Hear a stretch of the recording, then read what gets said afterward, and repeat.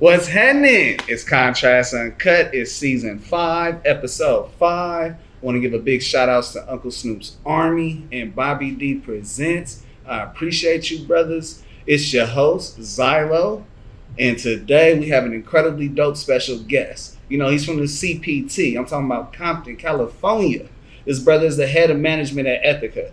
Ethica is a lifestyle brand that is a made-up word that stands for athletics, ethics, ethnicity, in a crazy, cynical world. With a signature logo that can be perceived as an arrow made into an E, and it's actually an arrow that's going through a circle, which is meant to be the girl and the guy symbol of sexuality. Ain't that some shit? Real shit. This brother has moved from sales to executive positions. You heard me, I said head of management in this motherfucker. He a boss around here. I'm talking, we at the motherfucking headquarters at Ethica, and he went from the warehouse to the executive suites. And that story and much more is going to be told while we're on this episode. And if you don't know who I got on the show by now, it's all good. We got all episode to chop it up with Darius. Burton, how you doing, brother? I'm living, man. I appreciate that intro, bro. That was tough. There's some stuff that you really got to do some research on to know the brand. Absolutely, man. That's love. Bro, after you get a few of them items from this company, you want to know everything there is to know about this company. I'm talking about that, the way how the items make you feel, bro. It's like you want to wear that underneath for everything and on top of everything. That's facts. That's one of our biggest things in the market is we always want to put out nothing but premium products. So we'll develop some shit for a year before it hits the market, just so when it hits the market, it's done in a premium way. So we appreciate all the love and everybody out there buying Ethica. Like, we appreciate it for sure. He said it marinates for a year before you get to see what it look like. Oh yeah, some of them even longer. Woo. Like, we've had shit in the works for 2 years just to make sure that we knew everything about it. So that way, when the consumer gets it, we know how it's gonna wash, we know how it's gonna wear, we know how it's gonna wear it down, and everything in between. So we sit on it for a while. We don't just push it together and throw it out. So that's actually what separates us from a lot of different other brands out there. See, I used to be skinny, right? And having special things that when you're skinny and then you go big, you got to adapt and have things that fit your body differently. And that's something about Ethica is that it fits my body just right. And you can't get that for big people too often. That's something few and hard and in between. That's facts, man. I'm with you on that 100%. Being a big dude myself, I wear nothing but Ethica. Like, the premium dolls, that's where it's at. Facts. It's worth it. You understand me? It's worth it. Definitely. Man, I want to make sure that I let you know from the beginning of this episode, time's the most finite thing we have on this earth. I appreciate your time rocking with me, rocking with the viewers and the listeners. Thank you. It's my pleasure, man. I'm happy to be here. 100, bro. No shit. It's an amazing thing to walk around Ethica headquarters and seeing all the stuff on the walls. And I've had a tour from you, and just the energy in here is so transparent and contagious that it's a blessing to be in here. So I want to make sure I tell you that too for allowing us to do it here. I appreciate that, man. It's crazy. It's definitely a unique situation. I've been lucky enough to strike gold twice, as I like to say. Coming from LRG and then into Ethica, it's like, this is what I know now. So this is my lifestyle. This is the environment that I'm used to working in. So being able to transition from LRG to Ethica, it was seamless. The vibes are always real around here, and it's all love. People love coming to work. They love what they do. So you get more out of your employees. That's real. Come on. Now I want to know, Darius, what's a normal 24 hours for you? I don't know if every day is the same, bro. To be honest, like, everything changes like at a drop of a dime for me. And the thing that I've learned the most, especially with working with Ethica, is just being able to adapt on the fly. So for me, it's typical. I'm married. I got 2 kids at the house, so it's the typical like family stuff. I wake up in the morning. And, since January, I've been kind of on my fitness goals. And I got a little extra incentive from our CEO, Matt Cook, to, get my fitness right. So, I wake up in the morning and I'll jump on, my stationary bike, get into that thing, ride for 30 minutes, take a shower, get the kids up, get them ready for school, get everybody out the door, and then, come to Ethica, start my day. And then, every day you walk in here is something new. Like, not every not every day is like, built to be the same. So it's definitely an environment that keeps you on your toes. You got to be prepared for everything and anything. Like, we don't operate like a normal, Fortune 500 company. Like, we do what we want in here. And, we lead the way. So, one day you could come in and we'll have a corporate meeting. And the next day we'll go and, we'll burn fucking some wood out on the mezzanine or something. You never know. Like, bring out the flamethrower and just get shit going. So every day is different, man. So no 24 hours are like the ones before. Hey, I've seen a live where Matt has brought out the flamethrower. Bro, he loves that fucking thing. Yeah. Loves that thing. So that shit is fun, like, to be around and be a part of that, where you can just be yourself at work and not have to, like, turn it on and off. Like, the same person that I am in this building is the same person I am outside the building. So it's easy. Like, it doesn't even feel like work sometimes, because you come in and you can just be yourself. And then obviously you got to get your job done. Right. But it doesn't feel like so much pressure. Like, when people wake up and they're driving, like, fuck, I got to go to this bitch again. Like, it's the opposite for us. We come in like, yeah, I'm on my way to work. And it's people exciting. looking like, why the fuck you so happy? Like, 'cause you don't work where I work. Come on, lifestyle. Yeah, man, it's all good. Man, I want to definitely give you your flowers for being a dedicated father and dedicated husband. Thank you, sir. Because no matter what your crazy schedule coming to Ethica, that's uncontrollable and wild, it's still controlling this at home. Yes. Where you make sure, the kids go to school and you give that time. Absolutely. And give you your flowers for that. Appreciate that, man. Yeah, I mean, my kids are everything to me. Like, my wife, she does a great job, taking care of the house and making sure that everybody in the house has what they need. And then, my job is to go out and bring the bread home, you know what I mean? And make sure that my kids don't worry about the things that I had to worry about growing up.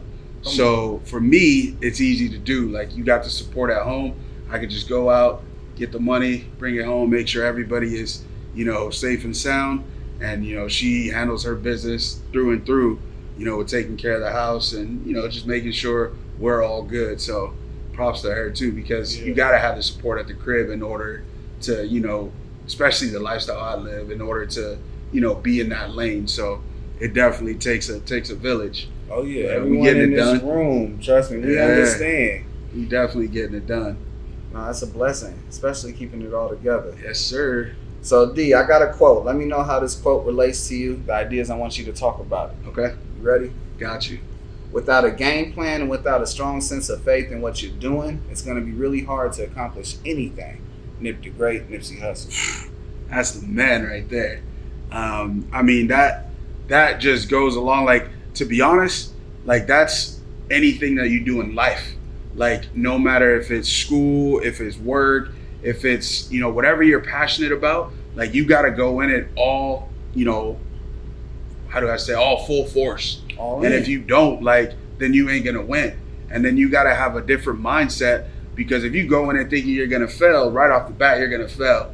So I've been huge on speaking things into existence. Manifestation. And yeah, exactly. And, with me, I kind of, like, I've seen it. I've seen a lot. Like, I'm still a young man. Might not look it, but I'm still a young man. You got less gray hairs than me. I've seen a lot, man. So, like, growing up from where I'm from, like, you hear a lot of people talk, but nobody's, like, taking action or, like, taking the steps necessary to get to the goals that they wish to have. Like, you can't just sit around wishing for shit all your life, because you ain't gonna get anywhere. So, like, my mentality, still to this day, stay hungry, stay humble, and always grind. And you always want to put, your best foot forward in anything that you do. So, I mean, I listen to Nip all the time. Like, he's a fucking legend. And, like, there's, like, that victory lap, like, if my car could talk back, that shit would get tired of hearing victory lap, because legit, like, it motivates me. Like, the shit that he spits, like, it's motivational, bro, especially niggas from the hood, like, where I come from, like, it's motivational. So I listen to Nip all the time, and I mean, his shit's like gospel. It is. Like, what he says is, like, that's really what it is. So I fuck with that all the way. He preaching to the choir. 100%. You just got to come from that choir to understand. Exactly. Yep. No, that's real deep. And the biggest thing he liked to put is, make your list. Make your list, and then don't be afraid to rearrange it after you knock it off. Yep, that's big too. Because you gotta have something in front of you to even get where you're trying to go.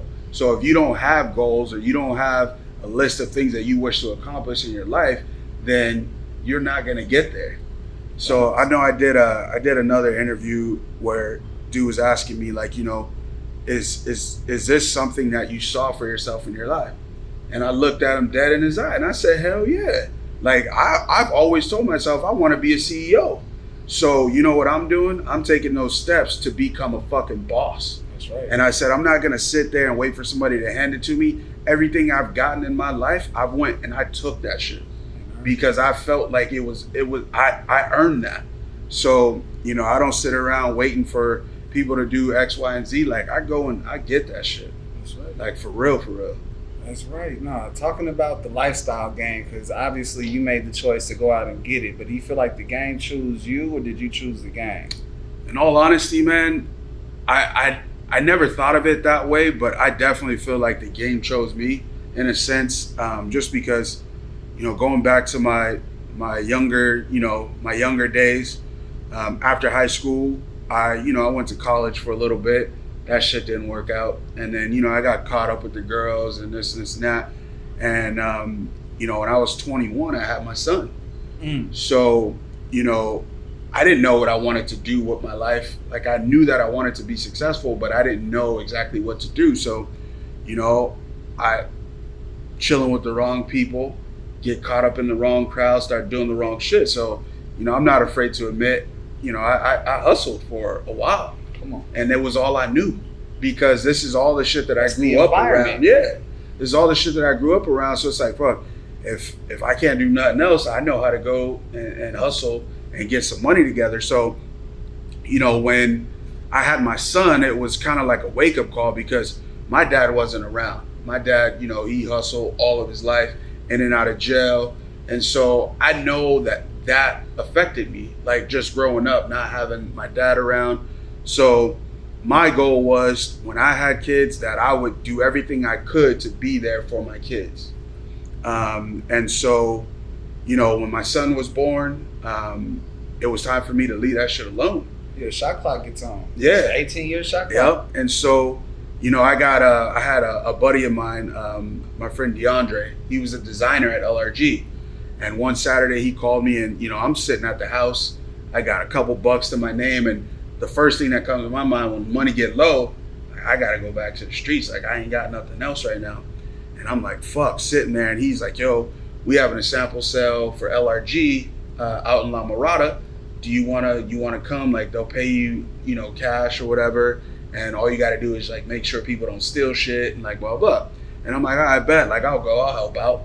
So, I go, I help him out and, just start meeting people there. He introduced me to the owner, Jonas, rest in peace, my guy. And Jonas is fucking like a legend. You know what I mean? Like you watching him on the internet with Ben Baller and Diddy and, he getting it. So Jonas was like a fucking legend. So he introduced me to Jonas. I told him my name, whatever. And then, that was that. So the next week, and they were having to sell again. So he called me like, yo, you want to go again? I'm like, hell yeah. So we run up there again. And I just remember seeing they had a table, a long table. And they had all these like lists of jobs that they were hiring for. Mind you, I've never done anything in the fashion industry. Bro, you got a under the table job to be security and you meet the owner of LRG. That's wild. Yeah, so it's crazy. Like but that's destiny. Yes, not exactly. Everyone's gonna have that same. You're gonna meet this person while you're doing something. Your custom is to get to where the money's easy at. Yep. I'm able to do this around in this circular way, this cycle, and that's easy. But something will make you so uncomfortable that your cycle will break. Yep. And then boom, you see somebody you never thought you would see. Yeah, man. So like that shit. And so I see this list of jobs, and I was like, you know what? Fuck it. I'm gonna just fill out an application for every fucking job on this table. Mind you, never did anything in fashion. They were hiring for production, warehouse supervisor, fucking, manager of X, Y, and Z. I didn't know what the fuck some of it even was. but I knew I had to throw my name in the hat. Like, what's the worst that can happen? Come on. They say no, I'm in the same position I'm in right now. Facts. So I guess when they get back to the office the following Monday and they start, HR starts going through the paperwork, and then they keep seeing the same name over and over again. And so they go, and I guess they have an internal meeting, and they're like, yo, who the fuck is this kid Darius? Like, this dude filled out an application for every fucking job that we had. And so my homie's just like, oh, that's my boy. Like, he's trying to get on. And so they were like, fuck it, we got to find something for him. Like, we got to hire this dude. So I remember they called me on a Tuesday and was like, hey, we got a job for you in the warehouse. Like, do you want it? And when do you want to start? Or can you start tomorrow? And I'm like, yeah, like, fuck it. Like, I'm down. Like, at this time, I'm hungry. Like, I got nothing. So my first day there, I'm thinking like, oh, I'm about to be here. I'm going to see all this fresh gear. I'm going to do da-da-da-da. No, the exact opposite. Like, they put you on the top deck and you fucking make boxes for 8 hours a day. And like, low key, I call it like the initiation kind of, because they want to see like if they're bringing you in, like if you're tough enough to like withstand some shit. So they got you building boxes for 8 hours. That's like pulling weeds for 8 hours. Bro, you build boxes for 8 hours and stack them bitches 10 high. And you do that shit all day long. So long story short, I ended up doing that. I got an opportunity to go into the office and kind of help them transition to a new system. And once I got in the office, I never left. I like made myself accessible to everybody that I thought could use the help. And I ended up staying for weeks. And they're like, hey, we're going to start a customer service team. Like, you want to be a part of that? And I'm like, yeah. And so from customer service, I learned from the sales guys. And then I ended up, ultimately, before the end of my LRG days, I ended up becoming like a full-time sales rep. And so that allowed me to meet a bunch of different people in the industry and make connections that have ultimately lasted, a lifetime. Right. Because those same people I still talk to today. So, I mean, that was the long version of it. But yeah, man, I mean, that was the start of me getting into this business. And then my goal was just to keep climbing every place that I went. So as we all know, LRG, it was a wonderful brand. I used to cop that shit every time it dropped something. Yeah. I'm talking about, there was a store in Northridge Mall that sold exclusive LRG shit. And I used to go buy that thing and spend good money. And then for some reason it fell off. Yeah. We don't, like, that's something we just don't know. So the downfall of LRG, and I mean, the people that have been there for a while, they kind of saw it coming. When Jonas passed, that was kind of like that was the backbone. Yeah. And that was kind of like the demise of the brand. I mean, Jonas was creative. He was, innovative and everything in between. I mean, not to take nothing away from Robert Wright, who was the other, the owner of it. I mean, he was a genius in other ways, but not having Jonas there to push and to guide and to innovate, it definitely hurt that brand. And that's ultimately why it started going, downhill. So, I mean, it was fun. Where was your transition from when it started to go downhill? So what they did was they started to lay people off. And they started to downsize the company because, I mean, you got to think, it went from 120 mil in a year to barely scraping, 6-7 mil. So you gotta think, like, that staff was queued up for, $100 million business. Right. And, it just went down from there. Like, it never reached anything close to that. So, they started to downsize and, they had to let me go, which I was good with because I felt like I had learned enough to go on to, bigger and better. Yeah. And, they taught me everything that I knew. So, they downsized and I moved on, but it wasn't any hard feelings. Like, I still talk to Rob till this day. And, there was no hard feelings with any of it. So, it's kind of one of those blessings in disguise type deals. Because if they didn't push me out, then I probably would have stayed until the wheels fall off because I'm loyal by fault. Right. You know what I mean? So, come on, when you come from nothing, somebody that gives you something, and when you earned it, you want to hang on to it for as long as possible. Hell yeah. And so, and then I ended up here through one of my other buddies that I work with at LRG. He came here first. And he hit me like, hey man, they're looking for sales guys. Like, are you interested? And I'm like, bruh, selling underwear? And I'm like, how much money we really gonna make selling underwear? And he's like, nah, bro, like this is different. It's like the new wave. And I'm like, man, I don't know. And he's like, nah, just think about it. But like for real, like this is about to be the next wave. And shout out my boy Mikey. He's the one who put me on. And it's been the best decision I ever made, to be honest. Like financially, like everything. So, you know. I mean, it moved you to Orange County. Yeah, exactly. I used to, when I was at LRG, I would fucking commute from Chino Hills to Irvine every fucking day. Every day. It was brutal, bro. But yeah, now I'm 5 minutes away, so life is good. I feel that. No, you took your passion and that met your purpose, and then you also took an idea of, hey, I can manifest something and see the vision come to life. Yep. You planned it, just like how we talked about that quote. And then it's like, I feel there's somebody that's invested in an idea or put someone in a position to reach their dreams. Who do we owe to thank you for investing into your dreams? There's so many people. I mean, it starts with family, like my aunt and uncle, really, like they helped me out a lot. I mean, my grandpa, rest in peace. You know, my grandpa, he basically started, you know, my way of viewing things differently. He moved me up north to San Jose. I stayed with him for 3 years, and then, you know, he was murdered. So it forced me to come back down to Southern California, but I knew that the situation that my mom was in, that I wasn't going to be able to go back to where she was and, you know, still progress as like a young man. Right. So my aunt and uncle, you know, they took me into their home, loved me, took care of me as if I was their own. Right. And so that, you know, and my uncle, he's a sheriff for LA County. And my aunt, she had her own business at the time. So it just kind of showed me, you know, a different light, even though, you know, once I moved out of their house, I still like reverted back to the streets because it's what I know.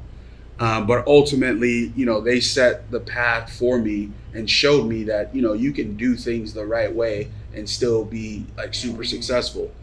So they turned on the other light on the other side of the street. Yep, exactly. And then you felt comfortable crossing that street knowing that that light was turned on by them. Yes, sir. That's the power of a village. Yeah, man. That's facts. My bad to cut you off. I wanted to make sure I highlighted that point. Nah, it's all good, man. So yeah, I mean, after that, then it was like, you know, I got the start from Jonas, and it was weird, man, because I only met the dude one time before, like, I started working for LRG. And I remember my second day there, I ran into him in the break room. And he hit me like, yo, what's up, D? Like, he remembered my name and like remembered my face. So for me, that was like, damn, like that's fucking tight. Like Jonas just fucking said, you know, what's up to me. And we developed like a crazy friendship after that. Like, you know, go to his house and kick it. And, you know, we go out to dinner and, you know, all sorts of stuff. So it was cool, man. Definitely cool. You know, that's something like coming from the gutter, coming from nothing really. When you get exposed to things, it's like, this thing does exist. Yes. These things do exist. Yep. And then it's like, okay, at one point you got to come from being the fly in the room to the sponge in the room and start figuring out how you're going to maneuver in there because you're being in there more than once. Yeah, absolutely, man. And I mean, I don't take anything for granted. Like I thank God every day for, you know, just giving me the opportunity and, you know, allowing me to get up every morning and do something that I love. So I don't take any of it for granted, man. And I'm thankful every day. Amen. Amen. What's one thing that people got messed up about selling underwear? People think that it's just underwear. And for us, it's so much bigger than underwear. Like I tell people every day when they say, you know, what do you do? I don't tell them, oh, I sell underwear or I work for a company that sells underwear. I tell them that, you know, I sell a lifestyle. So we created a lifestyle. We created a lane for ourselves that people want to be a part of. So ultimately, you know, people want to be a part of that. They want to be in the lane.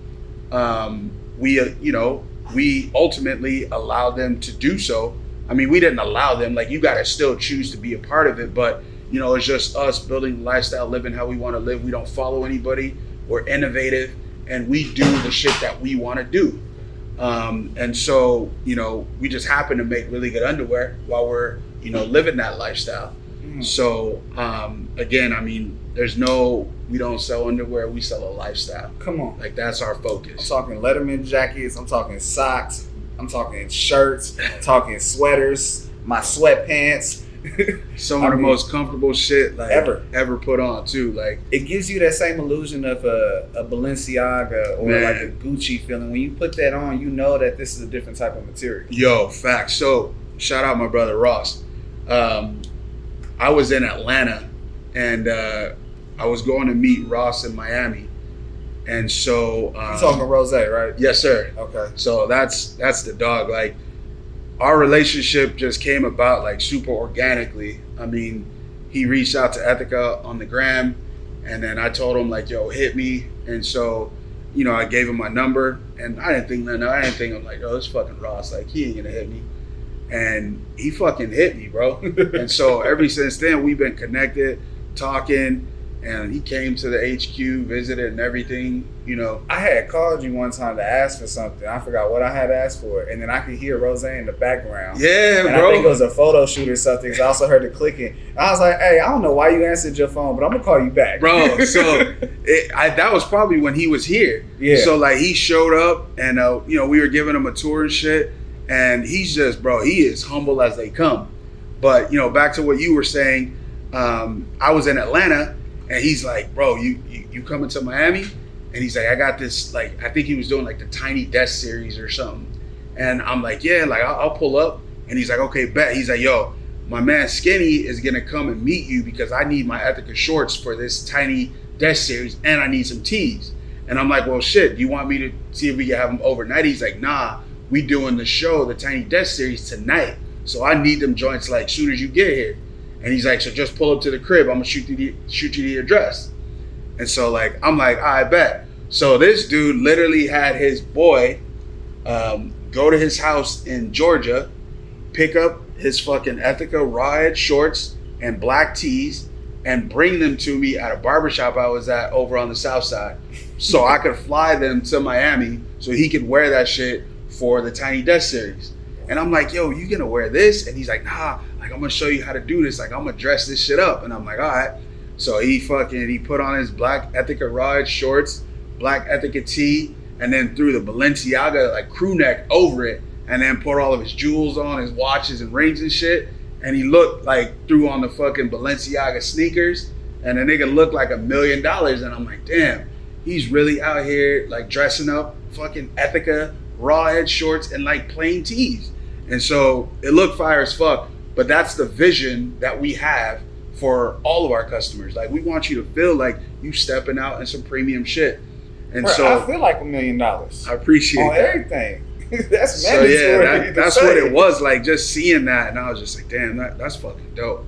Like, that was like, you know, some real shit. That was a confirmation that your guys' vision board was actually meeting the destination of the customer. 1,000%. Yep, 1,000%. Like, and it's good to see, man. It feels good. What has been your most rewarding moment so far working in the lifestyle brand of Ethica? I mean, for me, ultimately, like you said, I'm a sponge in the room, so I like to soak things up.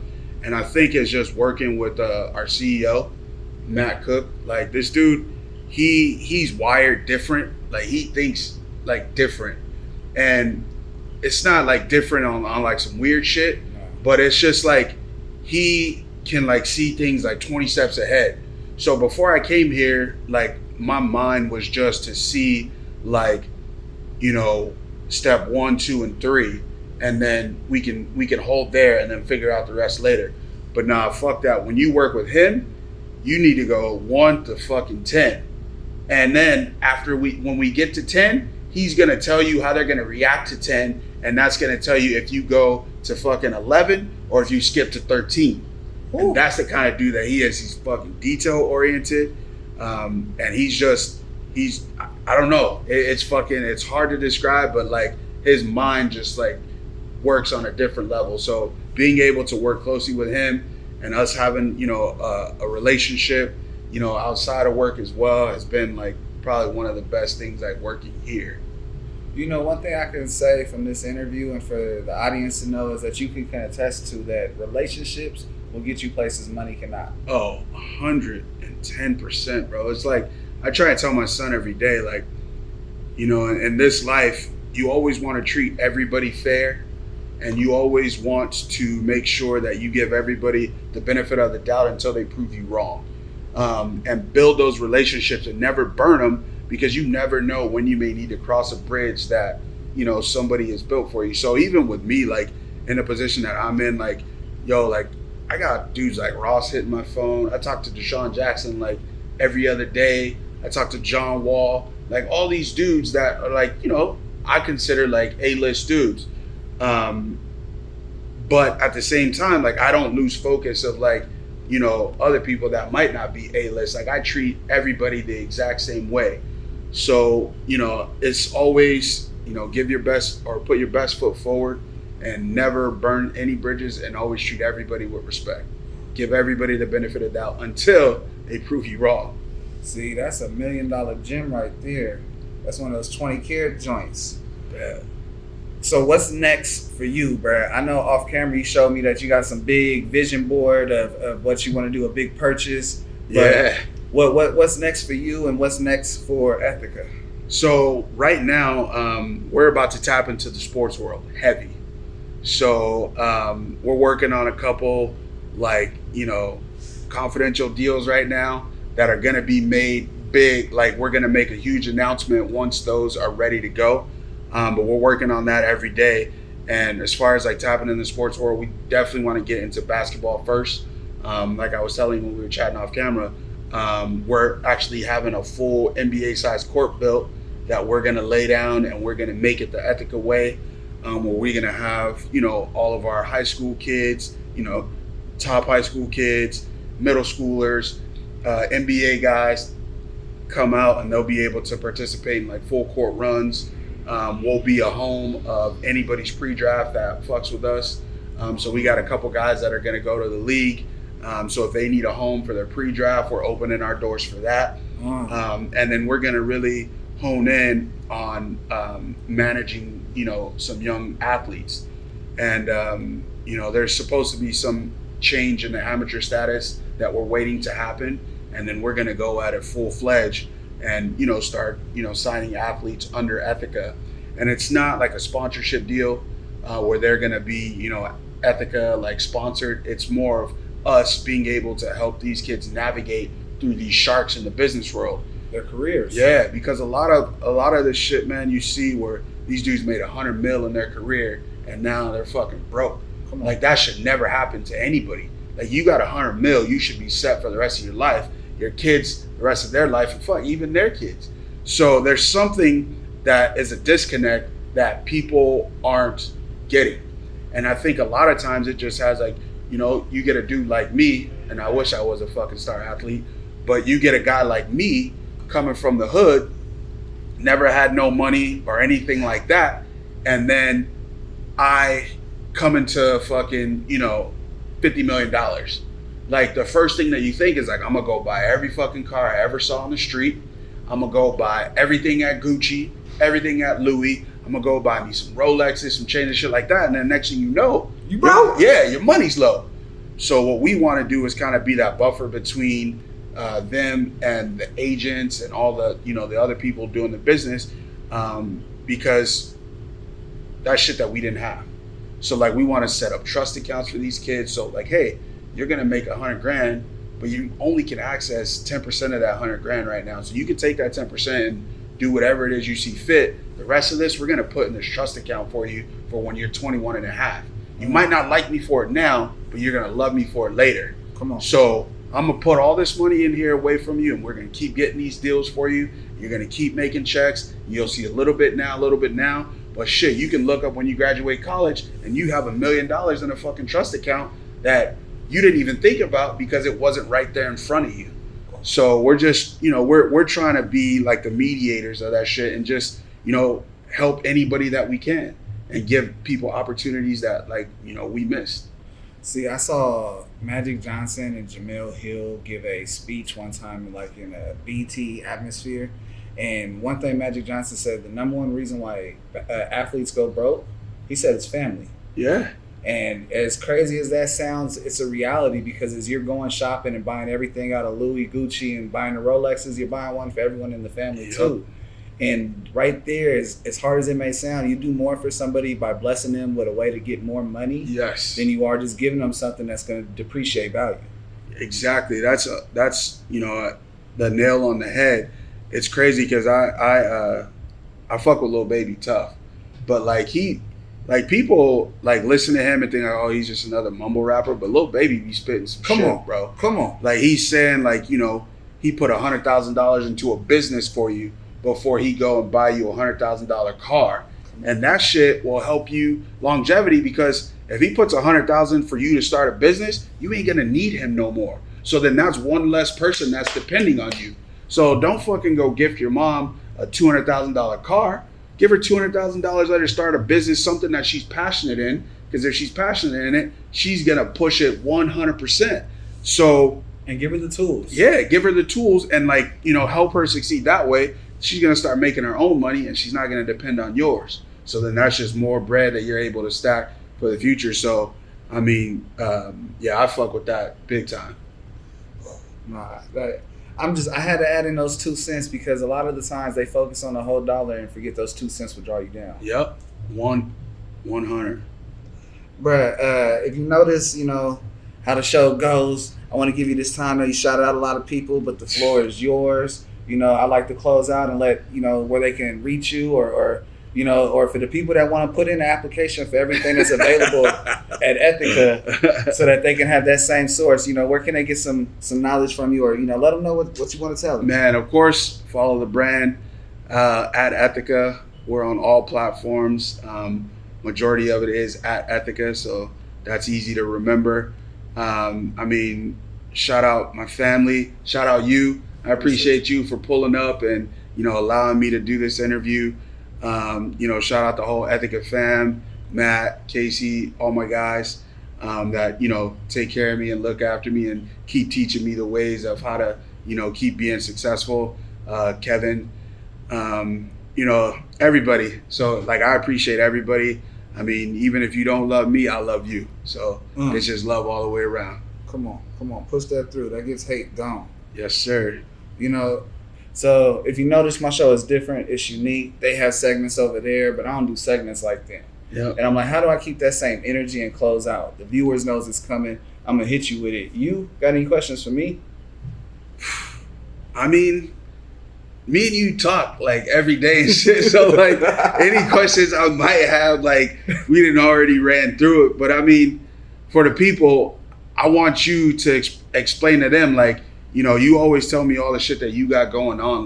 What is it that keeps you motivated getting up every day? You hit me this morning talking about I'm on my way from Bakersfield to do this interview. And so that shit is that's wild to me. I live 5 minutes away. So getting up and driving 2 hours or whatever, 2.5 hours to do your job, what keeps you motivated to keep doing that day in and day out? Bro, meeting individuals like you, brother.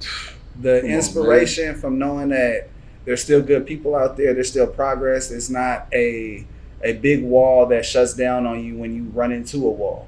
It's more of, okay, this brother got around this, he got through this. He didn't make the excuse the reason why he stopped. He made the excuse the reason why he did it. And from hearing those stories, it motivates me, it keeps me going. And I feel like that is the reason why I do the show. And it keeps me on the road. That's and then, what's up. if you're doing what you love, it's not how much time, how much energy goes into it. It's just showing up. That's love, man.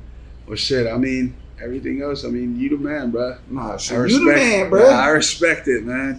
Man, on that note, bro, it's Contrast Uncut. It's season 5, episode 5. Want to give a big shout outs to Uncle Snoop's Army and Bobby D Presents. I also got to let everybody know I appreciate Blue Pear, CAC Visuals, as well as Ethica for having us here. And, I wouldn't be able to do incredibly dope shit like interview Darius Burton about his history and learn about if I put in 50 applications at Ethica, I might just get a job.